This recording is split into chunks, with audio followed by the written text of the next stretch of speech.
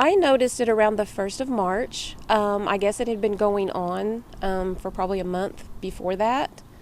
So, being the animal lover I am, I stopped to feed the dogs, and I noticed that someone else had been. According to multiple residents in Walters, Oklahoma, there's a stray dog problem, and unlike larger cities, there's not many options for them. One of those stray dogs was staying at a vacant home with her puppies, but while some took part in caring for the dog, others considered it dangerous. Amy Brown says the dog bit her son unprovoked. She did put her mouth on my son's leg. She started to bite down, but I was right there, so I was able to intervene and get her off of him. She did charge after me, which I had to take my kid's scooter to get her away. She didn't puncture him. He didn't have any wounds like that. He was bruised from her. And so I just did what I thought was necessary to report it.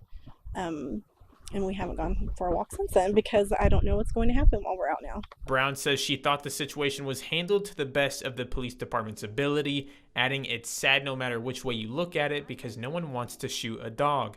During the council meeting, Walters Police Chief read a statement. She states, "Upon review of the reports, WPD policy, Walters City ordinances, and Oklahoma state statutes, I found the officer's use of force justified and appropriate to the situation. WPD policy states that the use of a firearm is allowed to kill seriously injured or dangerous animals when no other disposition is reasonably practical." The chief labeled the dog not only dangerous but a potential public health hazard. Later in her statement, she added officers tried to catch the dog multiple times. Others who attended the council meeting are more skeptical as far as what could have been done to prevent the dog from being killed.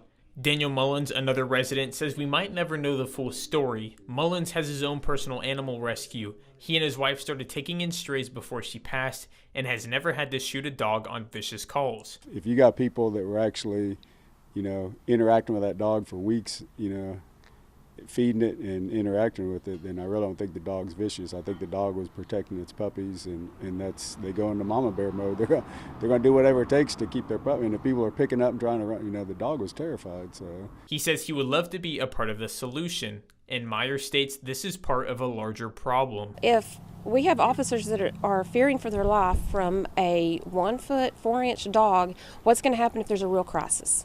I don't feel protected. I know a lot of citizens have mentioned they will not call the police. We do have an issue with dogs in this town, and I'm going to try, once this is settled, to do my best to help that out. Volunteer my time, volunteer whatever.